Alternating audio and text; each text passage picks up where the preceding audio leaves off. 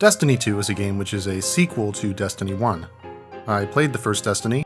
I want to tell you about it, but I'm not really sure what happened. I went to a lot of places and shot a bunch of guys, but I don't know what that accomplished. I remember Peter Dinklage was there, and then one day he wasn't, but this isn't Destiny summed up, it's Destiny 2 summed up. Now, if you didn't play the first game like me, you might not know the story, so Destiny 2 is a helpful summary at the beginning.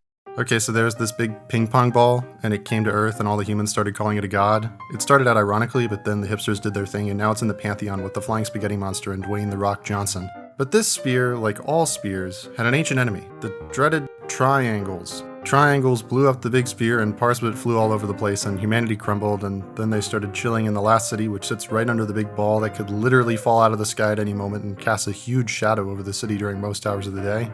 Also, I don't like the name Last City. That's its actual name, which I think is lazy and has a bit of a defeatist attitude about it. Maybe instead of the Last City, they should start calling it something that has a lot of iterations and keeps coming back, no matter how much everyone else wants it to stay down.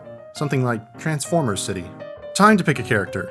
My first impulse was to make it look like me, but if the world really was in the post-apocalyptic phase of development, I probably wouldn't do so well. We can choose between human, robot, and blue man group. I chose robot because in any fight, the safe money is on whichever one is aesthetically closer to the Terminator. It's just a normal day at the office, the boss is out for the day, so everyone is slacking off, hanging around the water cooler, talking about the latest episode of The Bachelorette. So no one is watching the thing that tells them if an enemy fleet is attacking. Sure enough, just when you stop looking, that's when you find it. This guy has a force field, this guy says not good, and then they explode. Cut to me! We're out getting groceries when we decide to check out the Last City because we couldn't get them on the phone. It's either an alien invasion or they forgot to pay the electric bill again. Turns out it's both, and we are now being invaded by alien repo men. They've come to repossess our magical space ball. We run through the building, shooting all the repo men. We meet 3 people who have actual names, so they are our bosses. We board the head repo ship and try to blow it up, but then they unplug the space ball, so we lose our magical powers. That's when we meet Gall, so named because he had the gall to unplug our space ball. Look at you, pathetic. This is the 8th month you've missed your payment, but you have enough money for magical powers? You can't keep shirking responsibilities like this forever. You have 1 month to pay your electric bill, or we take everything. Now get out of here. He kicks us off the ship and we fall like 35,000 feet. Imagine if we had picked human, we would be a puddle of goo right now. While we're falling, we fall asleep and have a dream about a blue bird and a scary mountain. When we wake up, repo men are in control of Transformers City. We find not Peter Dinklage and escape the city, only to be confronted by a pack of wild dogs. They seem aggressive at first, but they calm down once you pet them. Then we meet a bird. It's literally the first animal we've seen in the entire series, so we should have no idea what this is. Then we meet a bird lady who invites us to crash on her couch while we find a way to get rid of the repo men. Where the hell were you guys hiding? Oh look, her farm is right by those spooky mountains we saw in our robo-dreams. I thought androids dreamed about electric sheep. We go to the spooky place and punch everything. Honestly, this is the ultimate move. There's no reason to fight enemies any other way in this game. It's like the pistol in Halo. Hey! Not Peter Dinklage tells us that we need to go talk to the broken off bit of the space orb and ask for our powers back. To get them back, we need to go to this place and shoot a bunch of guys. We find a bit of the space ball that broke off, and this white goo comes out of it.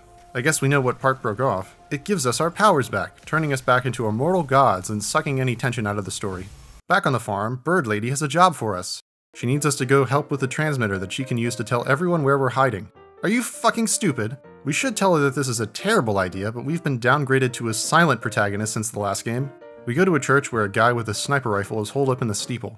You know those columns weren't there for decoration, right? You have to get out of here. But once again, being a silent protagonist means we can't warn him.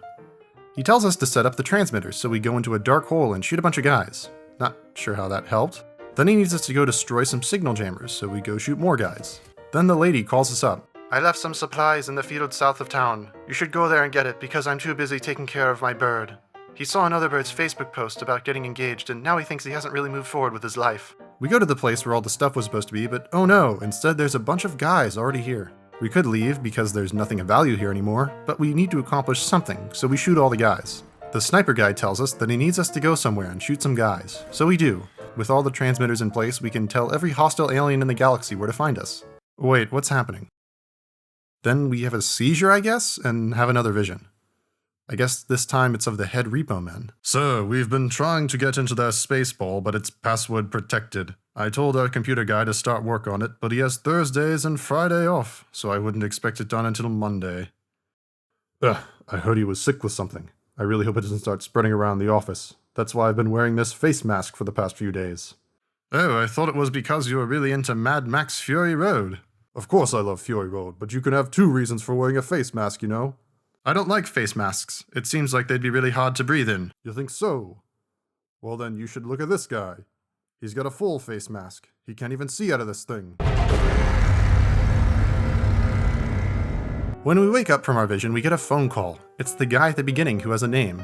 Zavala tells us he wants to get rid of the Repo Man, and we should all go crash at his cousin's place on Titan to think of how we're going to do it. Unfortunately, his cousin's seawater research facility has been infested by a bunch of guys. Luckily, we know how to handle guys. We found Zavala. You have to go here and turn on the power so we can microwave these hot pockets for dinner. We fight our way to the room and try to press the button to turn on the power, but there are a bunch of guys in the way we have to shoot before the power will come back on. When the power comes back on, we have another vision.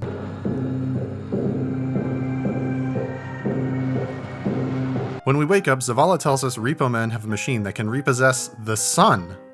Normally this would really freak me out, but as a robot we don't need the sun to survive. Once again, the tension gets sucked out of the narrative. Zavala tells us that before he can retake the city, he needs just 2 more people. A quirky robot who seems to know this is all just a video game, and a warlock who is the most serious person ever. He tells us where we can find the robot, Cade. We go to a planet that has been transformed by the most boring architects in the universe, named the Geth. I mean, the Flood. I mean, the Vex. I mean, a bunch of guys. They want to destroy all organic life, but we aren't organic, so this shouldn't be a problem. I was wrong. We get a signal on our space radio. Hey, it's me. What up, my robot? I've been in a pretty tight place for a while now, ever since Firefly was canceled, and then I fell into this blue thing, and now I'm stuck. Can you come get me out? We go to the signal source, and Cade's not there. Instead, we meet Failsafe, another computer, of course. But this one can talk and is quirky. Everyone I've ever known is dead. Haha, you kooky computer. Haha, I swear, this guy. We go to a place to find Cade. On the way, a bunch of guys show up. I wonder how we'll get out of this one. We find Cade floating at a bunch of blue pixels. That bastard Adam Sandler got to him. I'll make him pay. Hey you have to get me out of this. I'm too quirky to die. Oh, how'd you get stuck in there? When I went through the teleporter, I made a stupid mistake. Always put your phone on airplane mode. We don't need to do that. That's just what they tell you. Anyway, how do we get you out? There's this place, see? You have to go there and shoot a bunch of guys. We do that, then Cade tells us to go to another place and shoot a bunch of guys. We do that, and then we have a teleporter. We give it to Cade and tell him that the sun is about to explode. He doesn't care because he's a robot. Why would he care? Then I tell him that Zavala said he needed him to go to a place with him and shoot a bunch of guys. So Cade agrees to help, and then he tells us where Ikora is. She's in a place with a bunch of guys. I guess I know where this is going.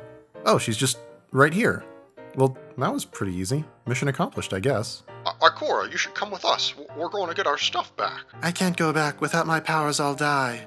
We could tell her how to get her powers back, but that would mean we'd have to speak, and we're just not about that here. Strong and silent is how we play this. Well, I guess we'll all just go back to the farm now. Wait, before we go. Oh no. I need you to go to this place and shoot a bunch of guys. Sphere, damn it. We go to the place and a bunch of guys and...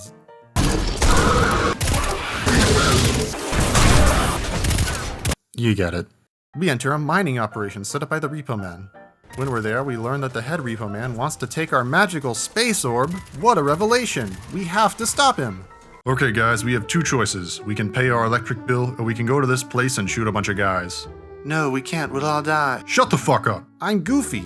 And I have a plan. We can just sneak into that place, then shoot a bunch of guys. Are you sure you're... Not a guardian? Actually, I was gonna say you're a civilian with no combat experience. It's our job to protect you, not the city or the space ball. That was the whole point of this. Shut the fuck up. We'll do it anyway. Okay, but first we'll need a ship.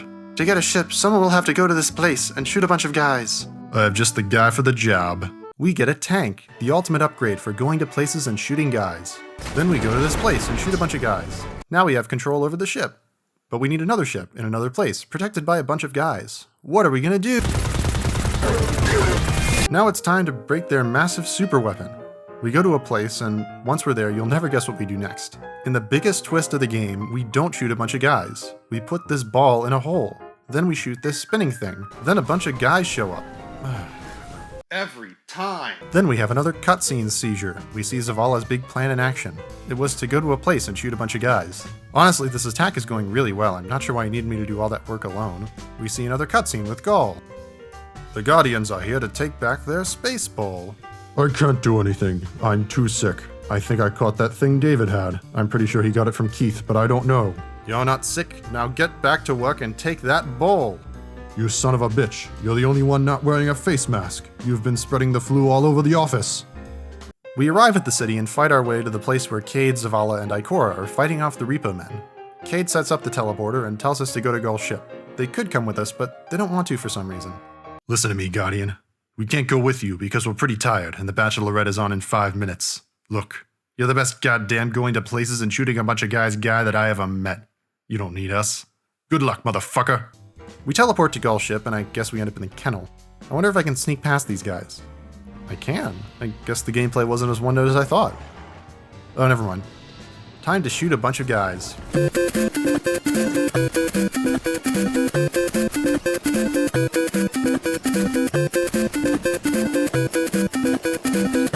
When we get to the poop deck, we meet Gull again. Oh no, he's gotten our password and he's found our browser history. You people are absolutely disgusting. I'm going to repossess your lives. I have become the most powerful repo man in the universe.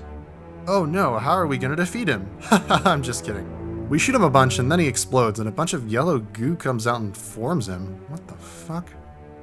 I told you I was sick. The ball shoots white goo all over the Repo Man and then he explodes. And then the ball shoots white goo all over the entire galaxy.